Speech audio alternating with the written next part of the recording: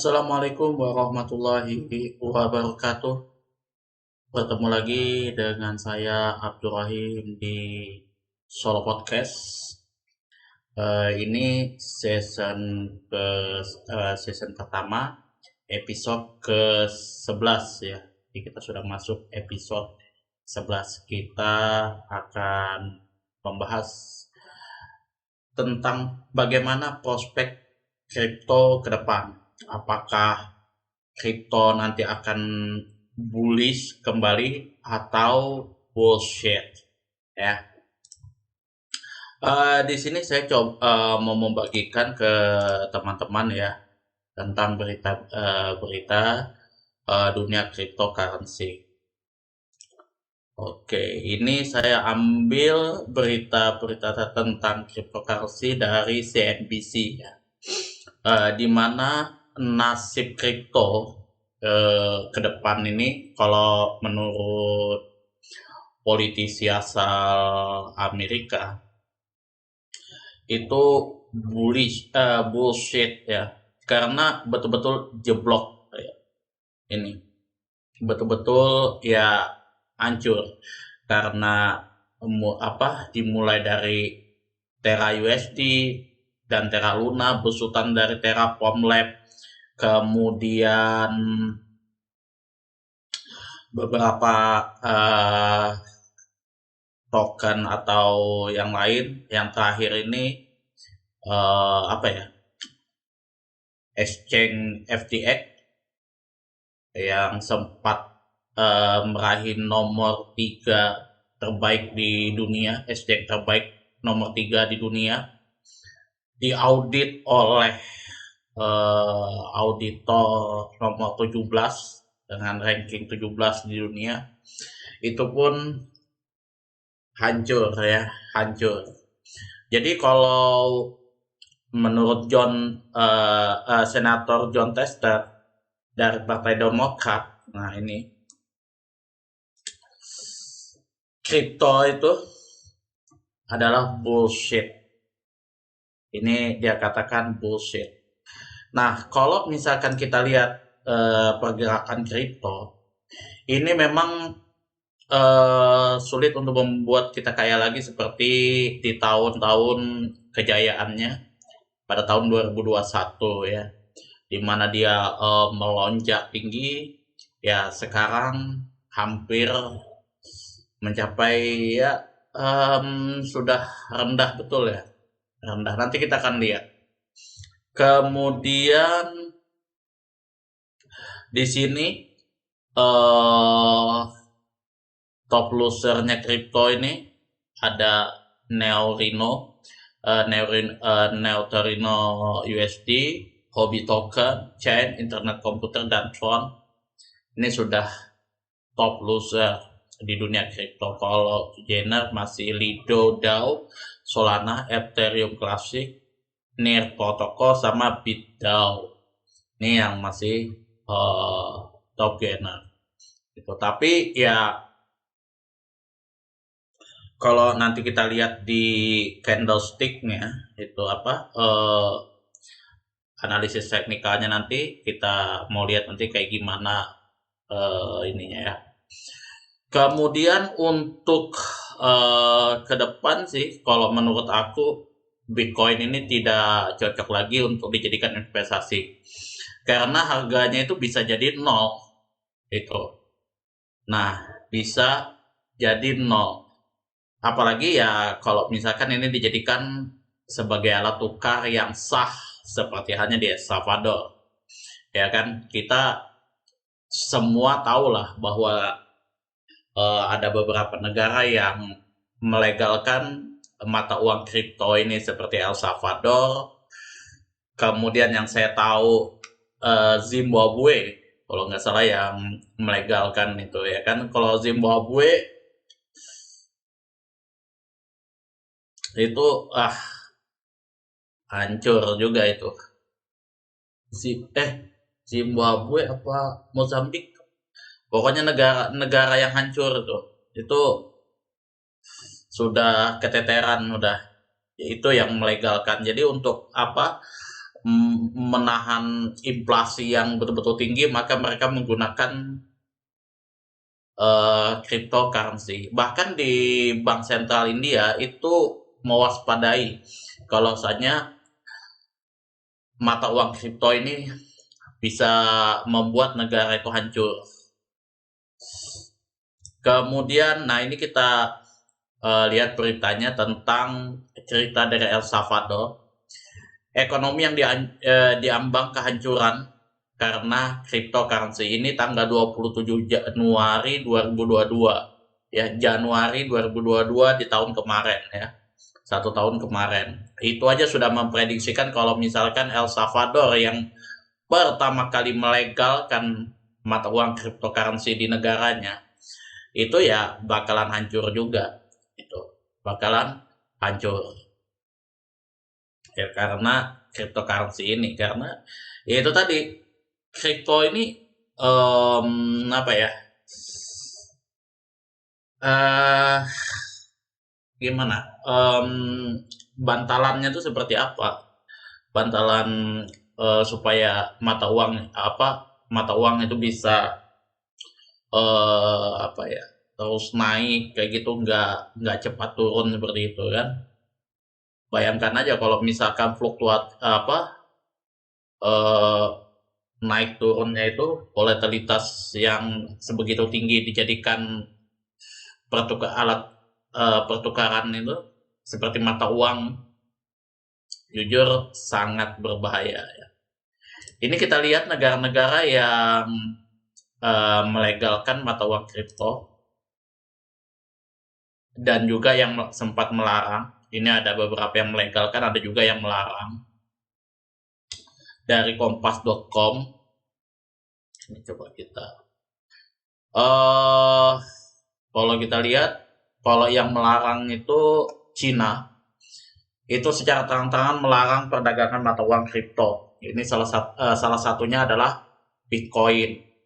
Kemudian Rusia, ini pemerintah setempat tidak memiliki aturan sama sekali terkait dengan mata uang kripto. Namun demikian, di Rusia Bitcoin dilarang digunakan untuk transaksi barang dan jasa.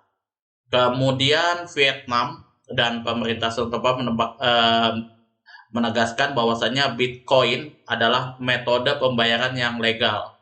Meski di sisi lain tidak ada regulasi mengenai Bitcoin sebagai aset investasi. Jadi ada yang melegalkan, ada yang melarang. Ini Vietnam ya masih agak-agak soft lah kalau untuk Bitcoin.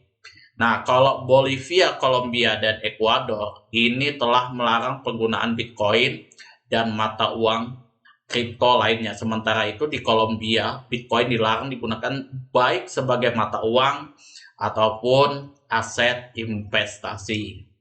Itu ya. Jadi yang namanya currency itu kan pertukaran mata uang kan, people money sebenarnya. Tapi ya kalau misalkan yang naik turunnya secepat itu, sekencang itu, ya jujur aja hancur. Kita nggak usah lah jauh-jauh ya. Kayak misalkan Indonesia, rupiah itu yang kejatuhannya mulai dari di zaman Soeharto 3.000 kayak gitu kan sampai sekarang di hampir di 16.000 tuh, jujur aja sudah deg-degan loh, sudah deg-degan itu kan. Apalagi kripto ini, itu yang dalam tempo singkat itu bisa jatuh betul-betulan. Kemudian di sini ada Amerika Serikat ya, yang cenderung memiliki kecenderungan kebijakan yang lebih positif terhadap Bitcoin. Meski beberapa pemerintah cenderung untuk memilih untuk mencegah dan mengurangi penggunaan mata uang kripto untuk transaksi ilegal. Ya, karena mata uang kripto ini ada beberapa celah yang digunakan oleh oknum-oknum mafia ya. Itu ya menyimpan kekayaannya kayak gitu kan, kekayaan haramnya kayak gitu, pendapatan yang yang mereka dapat dari tindak pidana ya kan, kayak misalkan eh narkoba, kemudian pendanaan teroris ada di situ, kemudian perjudian, judi online, ya kita dapat pemasukan dari judi online itu bisa kita simpan di kripto ini. Kemudian Kanada dengan Amerika Serikat ini ya sama aja, dia memiliki pendekatan kebijakan yang cenderung ramah dengan Bitcoin. Nah, kalau Australia ini kemarin yang saya dengar beritanya sudah apa ya? Kalau yang saya lihat berita di Trading View itu dia sudah membuat apa ATM Bitcoin. ATM Bitcoin di berapa berapa ATM gak rasanya yang saya tahu itu, kalau nggak 73 dia nutup. Dia mau bersaing dengan El Salvador. Ya kalau misalkan Australia melakukan hal seperti itu ya kemungkinan bisa jatuh juga seperti El Salvador. Kemudian Uni Eropa ini melalui SDG ini mengatur mengenai pembelian dan penjualan mata uang kripto. Beberapa aturan aset kripto terkait dengan penjualan dan pembelian mata uang digital sebagai layanan yang dikecualikan dari pajak pertambahan nilai PPN di Uni Eropa. Nah, yang sama-sama kita tahu yang pertama kali melegalkan ini dan satu-satunya negara di dunia yang mengizinkan Bitcoin sebagai alat tukar itu ya El Salvador. Ini Kongres telah menyepakati usulan Presiden Nayib Bukele untuk mengadopsi Bitcoin sebagai alat tukar atau pembayaran. Tapi ya nasibnya ini hancur. Bahkan kehancuran apa apa ya penurunan Bitcoin ini menjadi 17 itu kalau menurut apa Presiden Nayib Bukele ini ya dia dengan santuy aja ya ya udah rasain aja gitu kita rasain sama-sama aja kejatuhannya gitu. Nah coba kita lihat lagi cat nya seperti apa ya. Nah teman-teman pasti sudah melihat ya, sudah saya tunjukkan kemarin cryptocurrency ini seperti apa ya. Nah kalau kita lihat di sini kejatuhannya itu sudah mencapai di minus 76,8%. Itu. Jadi dari pucuk di sini sampai ke bawah ini sudah mencapai 76,28%. Mulai dari sebentar ya. Kita lihat mulai dari 13 November tahun 2021 yang mana ini sudah puncak dari keemasan kripto sampai di sini ya. Senin Januari 2023. 9 Januari 2023. Jadi kalau kita lihat ya mulai dari 8 November, Desember, Januari. Jadi ya bisa dikatakan ya hitungan 2 bulanan lah sudah kejatuhannya seperti ini di 76%, 76,28%. Kalau sudah seperti ini ya apa ya? Kalau misalkan teman-teman investasi di sini menjadikan Bitcoin sebagai aset, itu rasanya sudah, kalau menurut aku sih nggak masuk akal betul sudah kayak gini nih. Ya mungkin nggak kira-kira teman-teman mau berinvestasi, ya beli eh, katakanlah tanah kayak gitu kan, tanah emas, yang kejatuhannya teman-teman bisa prediksikan nanti seperti ini nasibnya itu ya itu. Jadi kalau dunia Bitcoin ini kalau menurut aku masih apa ya runyam sih. Ditambah lagi ada beberapa berita juga yang saya baca bahwa miner di dunia, ya kita lupakan lah dulu untuk miner-miner di Indonesia. Miner di dunia ini banyak yang collab sekarang, ya banyak yang collab, nggak bisa apa lagi, nggak bisa beroperasi sebagaimana mestinya sih ya, seperti dulu kala. Ya kan kalau zaman apa ya, kalau dulu kan di apalagi di tahun 2021 ketika dia mengalami masa kejayaannya, wah GPU, harga GPU tuh gila-gilaan di situ. Kita kalau mau beli apa eh GPU itu yang grafik untuk komputer atau laptop itu wah sudah tinggi harganya. Nah, tapi ya semenjak kejatuhan seperti ini ya Samsung sudah, bahkan kalau yang saya lihat ya, kalau kita lihat di sini, nah ini posisinya masih sideways. Jadi ah, agak-agak berat sih bagi aku kalau mau investasi di dunia kripto ini ya, di Bitcoin. Eh, tapi apakah ini bakalan betul-betul hancur musnah kayak gitu? Wallahu alam bisawab ya. Wallahu alam bisawab.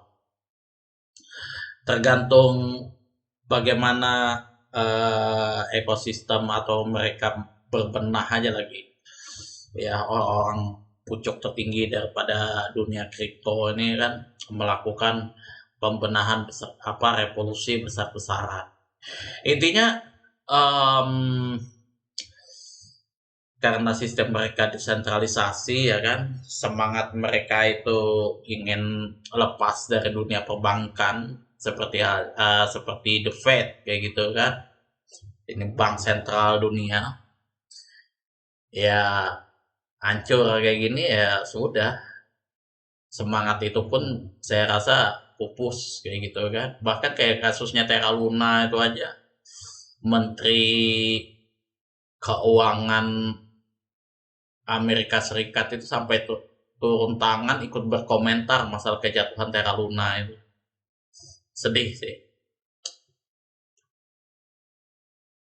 Tapi ya jujur aja, kalau misal ya kayak eh butuh, coba saya eh, ini saya coba tutup ya. Tutup. Ini kita sudah selesai. Ini tak saya takut berat ini karena laptop saya ini laptop ya masih belum kuat-kuat amat lah. Oke, bentar. Kita ambil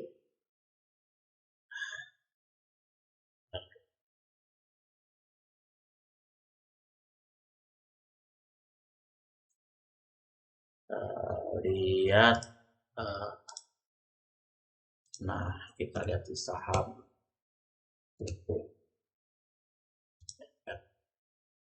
Nah, ya, ya kan. Goto yang jatuh seperti ini aja.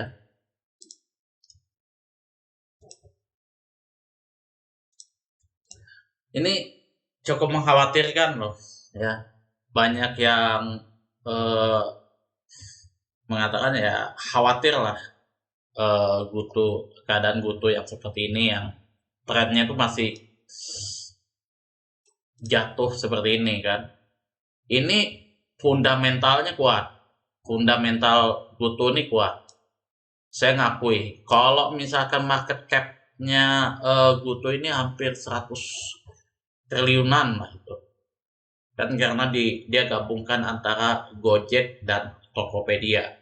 Itu yang sejelas itu perusahaannya ada ya berkata kapitalisasi pasarnya memang dia mulai dari Indonesia apa Sabang sampai Merauke itu dia memang sudah kuasai betul-betul kayak gitu udah di Samarinda ini aja untuk pesaingnya kayak Grab, Maxim itu belum belum bisa masih menyaingi Gojek. Itu aja sahamnya sebegini ya, hancur turun ke bawah, apalagi ya kayak Bitcoin. Itu yang, ya mohon maaf sih kalau menurut aku, Bitcoin ini fundamentalnya apa gitu, gitu kan, kayak kripto ini fundamentalnya apa, itu usahanya apa, itu aku yang masih belum, apa ya, masih bingung dengan dunia kripto ini. Kalau misalkan saham kayak Apple, oke. Waktu saya apa ngobrol-ngobrol sama Kak Sadi waktu itu di podcast kami kan, ngobrol-ngobrol gitu kan. Kalau Goto, oke. Kita sudah tahu lah semua kan. Apple, kemudian apa lagi? BlackBerry, Microsoft, itu. Nah, ini kita coba lihat ya. Em, eh, Kalau saham-saham seluruh negara kan, misalkan, nah, Tesla, Apple, Amazon, kemudian Nvidia, Netflix, ini AMD, ini sudah perusahaan-perusahaan yang kita semua tahu lah. Kayak Netflix kan, ya orang pasti tahu ini. Ya kalau yang penikmat-penikmat film-film kayak misalkan apa, ya kemarin Squid Game, nah Netflix pasti tahu. Kemudian Nvidia, ini kan apa ya, GPU, perusahaan yang mengeluarkan GPU, kalau nggak salah prosesor juga, gitu. Nvidia ini sudah jelas semua, gitu. Itu Tesla, ini kan yang CEO-nya itu Bapak Pom-Pom kan.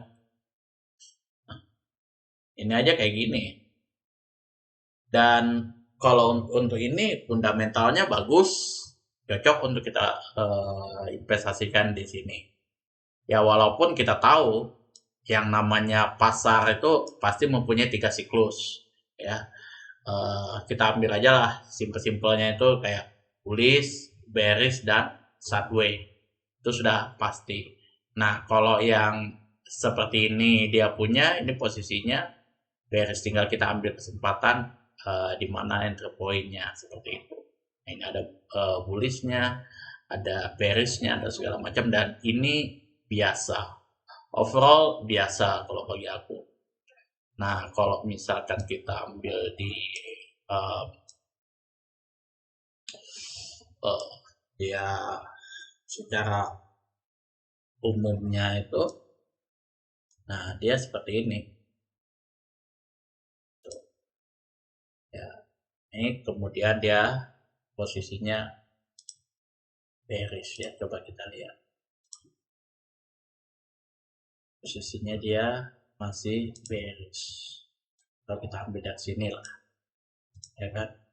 Posisinya dia bearish, kemudian di sini dia bullish. Jadi dia posisinya balik arah.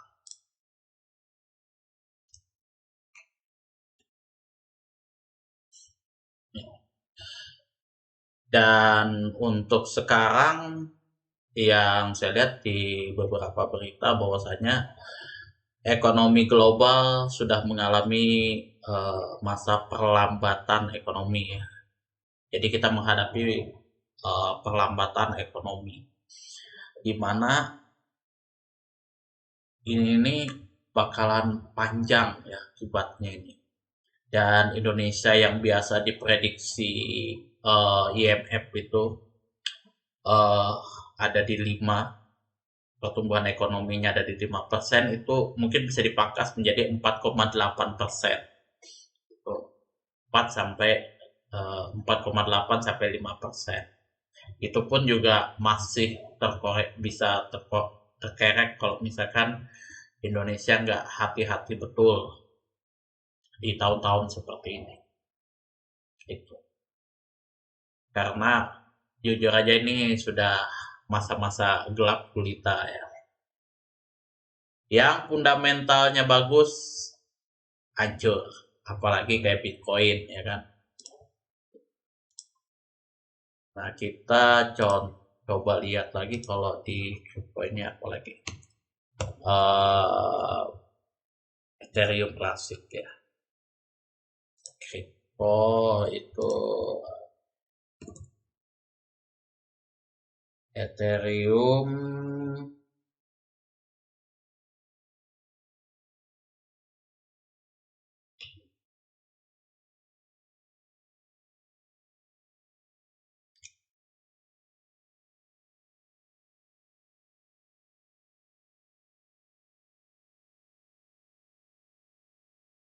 coba ya lihat dulu.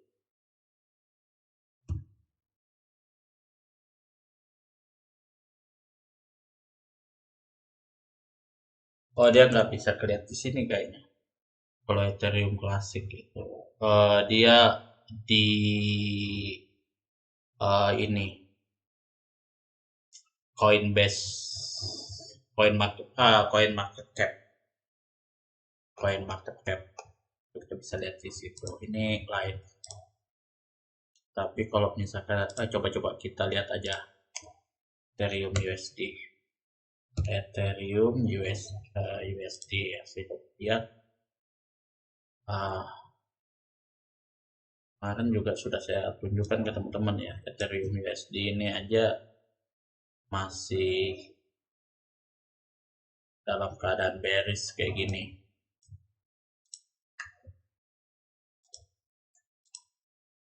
Nah,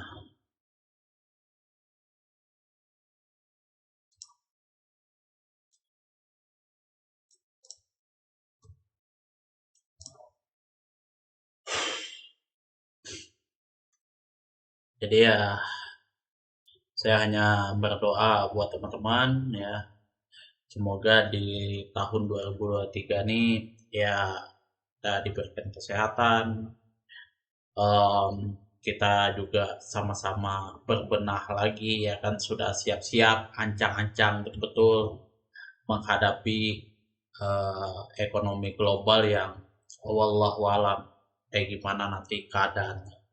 Jadi ya kalau misalkan teman-teman sudah merasakan apa ya, harga-harga barang naik apa segala macam ya, itu imbas daripada eh, ekonomi global ya, seperti itu. Yang saya harapkan dulu yang mulai dari tahun 2014-15 itu perang ISIS sudah berakhir kayak gitu kan, sudah berakhir perang ISIS, kemudian di 2019 masuk ke 2020 COVID, 2021 masih belum lagi, masih berjalan COVID, 2022 sudah mau selesai perang Rusia Ukraine lagi di Januari. Habis perang Rusia Ukraine ini ya sudah mungkin sudah mulai mau reda, sudah ya mungkin kedua belah pihak sudah kecapean. Ini ya perlambatan ekonomi. Ya Allah alam bisawab ya. Mudah-mudahan teman-teman semuanya ya di dimanapun berada tetap diberikan ya kesabaran, ketabahan di dalam menghadapi ya keadaan ekonomi yang sangat amat tidak menentu. Itu saja mungkin berita yang saya bawakan di Solo Podcast ini ya. Mudah-mudahan ini bisa bermanfaat buat teman-teman semuanya, bisa di-sharekan ke teman-teman semuanya. Ya, kalau misalkan ini ada manfaatnya, silahkan teman-teman subscribe, like, dan bisa berkomentar di bawah. Bagaimanapun ya kan kita sebagai apa namanya content creator juga butuh dukungannya. Kemudian juga apabila ada saran, kritikan, masukan, dan juga pertanyaan, baik itu di apa ya, di dunia investasi ini, ya silahkan teman-teman atur di kolom komentar. Saya juga bukan orang yang expert ya. Saya bukan orang yang expert di dunia investasi ini, baik itu kalau terutama untuk analisisnya, analisis fundamental dan teknikal, saya bukan orang yang expert. Ya teman-teman bisa belajar dengan orang-orang yang expert seperti hanya Ryan Filbert gitu, yang memang kuat di bidang fundamentalnya, kemudian sama ini Dr. Gemma Guyardi yang kuat di bidang teknikal. Teman-teman bisa belajar di situ. Teman-teman juga bisa download Club Academy Astronaci. Nah, itu di situ juga teman-teman bisa download di situ. Saya juga sudah download Club Academy itu ya, walaupun saya uh, main di